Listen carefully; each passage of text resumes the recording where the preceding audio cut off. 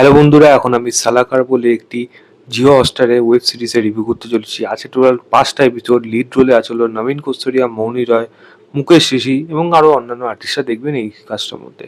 সত্য ঘটনা অবলম্বনে এই কাজটা বানানো হয়েছে এবং বেসিক্যালি আমাদের এনএসএ অ্যাডভাইসার অজিত দোভালের গল্পে, মানে তার জীবনের উপর বেস করে এই সিরিজটা বানানো হয়েছে, বাট নামটা তার চেঞ্জ করে দেওয়া হয়েছে। তো নবীন কস্তুরিয়া যে অজিত দোভালের রোলটা প্লে করেছে, এবং এজ মানে দুটো সময় দেখানো হচ্ছে, একটা 1978 ওরম টাইমে, 70 থেকে 78 ওরম টাইমে, এবং আরেকটা গল্প হলো আজকের সময়। তো পুরোনো মানে যেটা 78 ওই সময় গল্পটাতে নবীন কস্তুরিয়া প্লে করছে, এবং আজকের সময় পূর্ণেন্দু ভট্টাচার্য তিনি প্লে করছেন হলো অজিত দোভালের রোলটা। গল্পটা কি এখানে, 78 ওই সময় যখন পাকিস্তানের জিয়াউল হক যখন তার ওখানকার প্রেসিডেন্ট ছিল, তখন একটা সে ইললিগালি ভাবে একটা নিউক্লিয়ার প্ল্যান করেছিল, যেটার মধ্যে আমেরিকার তো অবশ্যই মদত ছিল, চায়নারও সে কিন্তু মদত বরাবরই নিয়ে থাকে। যারা একটু এইসব খবরের ব্যাপারে জানে তারা অলরেডি জানে।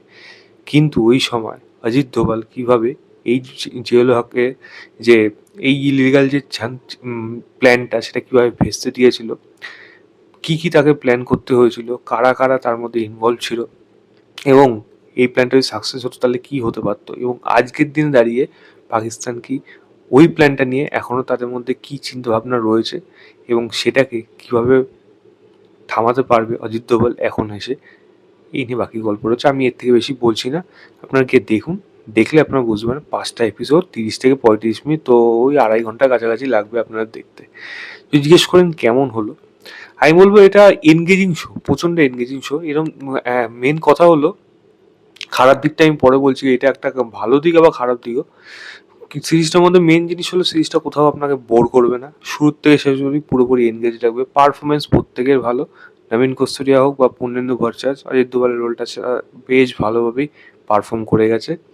আমি যদি বলি মুকেশ ঋষির কথা, খুব ভালো লেগেছে এই অভিনেতাকে, এই জিয়াল হকের যে রোলটা সে প্লে করেছে, এবং সেই বডি ল্যাঙ্গুয়েজটা সে আনতে সক্ষম হয়েছে। তার যে পাগলামি, তাকে যে সবাই ভারতে ওই সময় যে তার উপর ভয় পেয়ে থাকতো রীতিমতো, এই কী করে দেবে এই মানুষটা, তো সেই জিনিসটাকে কিন্তু তার বডি ল্যাঙ্গুয়েজের মধ্যে কিন্তু ক্যারি করতে সক্ষম হয়েছে। এবং খুব ভালো একজন অভিনেতা, যে বহু বছর ধরে সিনেমা করে, বাট এখন সে বেশি করে না, কিন্তু আমরা চাই তার অভিনয় যেন থাকে, এবং এই রোলটা সে খুব সুন্দরভাবে প্লে করেছে। শৌর্যার যদি কথা বলি, এখানে জিয়াউল হকের নাতি হিসেবে ছিল, তারও পারফরমেন্স কিন্তু ভালো, তবে মনিরার পারফরমেন্স কিন্তু ভালো না, এটা পরিষ্কার বোঝা যাচ্ছে। ফোর্সফুলি হচ্ছিল, পারফর্ম করতে পারছিল না, আর স্পাই হিসাবে একেবারেই মানায়নি তাকে। পাকিস্তানকে যেরকম দেখানো দুটো টাইম লাইনে, সেটা আমি বলবো ভালো, যদিও সিমিলারিটি আছে, সেটা বেবির মতো অনেকটা, বাট সেটা ঠিক আছে, বাট অত প্রবলেম না। এবং এর যে মাঝখানে যে একটা বন্ডিং রাখার চেষ্টা করেছে, যেটা কিছুটা ভালো বাট কিছুটা ভালো না। ভালো জিনিসটা কি, মানে হয় না যে পুলিশের মধ্যে বাডি কপ হয়, বা বলা যায় অফিস কলিগ যে জিনিসটা হয়, এখানে একটা সম্পর্ক আছে ভাই বোনের মতো কাইন্ড অফ সম্পর্ক, যেটার জন্য হয়তো ইম্প্যাক্টটা লাস্টে গিয়ে হয়তো আপনি বুঝতে পারবেন, কিন্তু সেই বন্ডিংটা তো খুব ভালোভাবে এস্টাবলিশ করেনি, সেটা একটা খারাপ দিক অবশ্যই।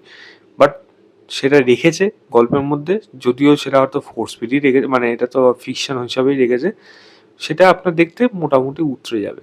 এবং টান টান উত্তেজনার সাথেও ক্লাইম্যাক্সটাও কিন্তু আপনার টান টানভাবেই শেষ হবে, তবুও সেখানে একটা প্রবলেম আছে, সেটা আমি পরে বলছি।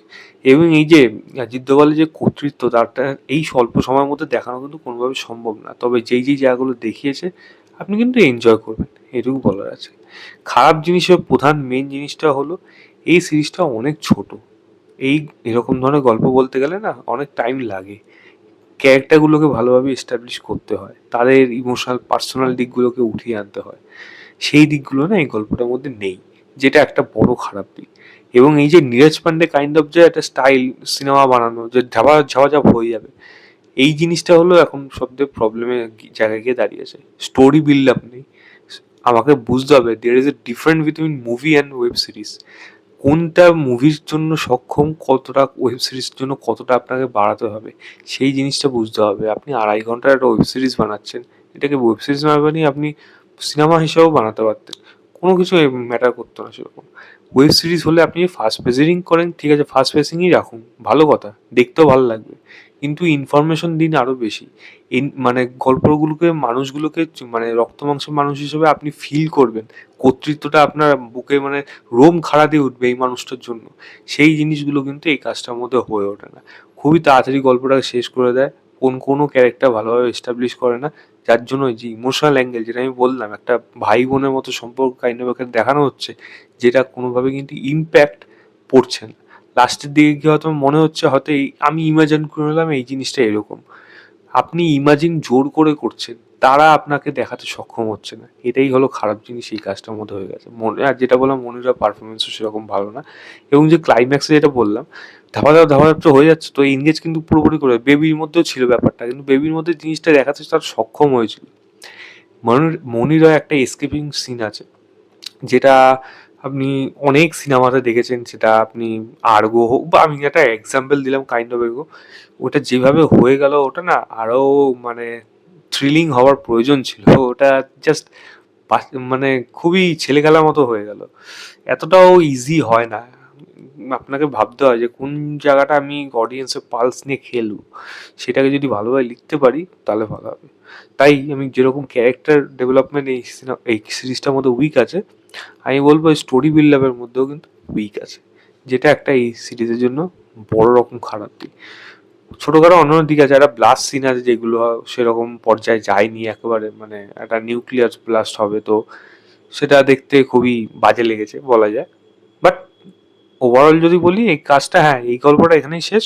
সিজন 2 আসলেও আসতে পারে, সেটা সম্পূর্ণ ডিফারেন্ট গল্প হবে। আমি চাই আসুক, তবে ভালোভাবে বানাক, এটাই জাস্ট একটা রিকোয়েস্ট।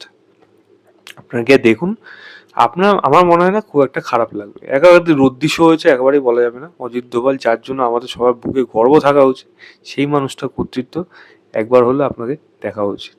আমি এই সিরিজটাকে 3.25 তো আউট অফ 5 বলবো। জিও হটস্টারে যান, গিয়ে দেখুন, দেখে জানাবেন আপনাদের কেমন লেগেছে। তো এই ছিল আমার ওভারঅল রিভিউ সালাকার বলে ওয়েব সিরিজটা। ভিডিওটা ভালো লাগলে লাইক শেয়ার, চ্যানেলটাকে অবশ্যই সাবস্ক্রাইব করে দেবেন। বাই।